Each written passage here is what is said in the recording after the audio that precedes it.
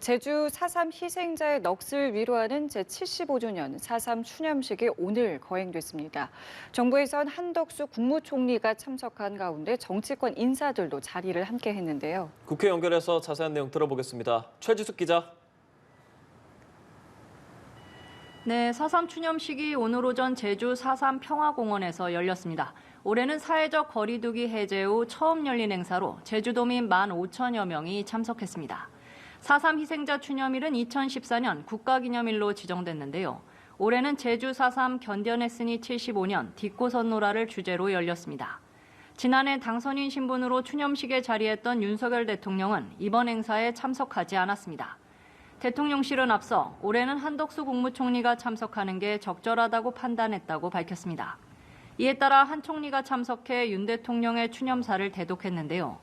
윤 대통령은 추념사에서 희생자들의 안식을 기원하며 정부는 희생자들과 유가족들의 명예회복을 위해 최선을 다하고 생존 희생자들의 고통과 아픔을 잊지 않고 보듬어 나갈 거라고 밝혔습니다. 또 무고한 희생자들의 넋을 국민과 함께 따뜻하게 보듬겠다는 저의 약속은 지금도 변함이 없다고 강조했습니다. 국민의힘에선 김기현 대표와 주호영 원내대표가 부산 엑스포 유치와 관련해 국제박람회기구 실사단 맞이로 불참한 가운데 박대출 정책위 의장과 이철규 사무총장 등이 자리했습니다. 이재명 대표를 비롯한 더불어민주당 지도부와 정의당 이정미 대표도 추념식에 참석해 희생자들의 넋을 기렸는데요. 민주당은 이에 앞서 제주 4.3 기념관에서 현장 최고위원 회의를 열고 4.3 기록물 세계기록유산 등재 등 뒷받침을 약속했습니다. 또 여권에 대한 비판도 이어졌는데요. 이 대표는 4.3 사건이 김일성 지시로 촉발됐다고 했던 여당 지도부는 사과조차 하지 않았다고 지적했고 박홍근 원내대표는 여권은 총선을 목전에 둔 내년에나 얼굴을 비출 거라고 꼬집었습니다. 네, 오늘 국회에선 정치, 외교, 통일, 안보 분야를 시작으로 대정부 질문을 시작하죠. 이 소식 전해주실까요? 네, 그렇습니다. 국회는 오늘부터 사흘간 대정부 질문을 이어갑니다. 첫날인 오늘은 대일 외교와 안보 문제 등을 놓고 공방이 예상됩니다.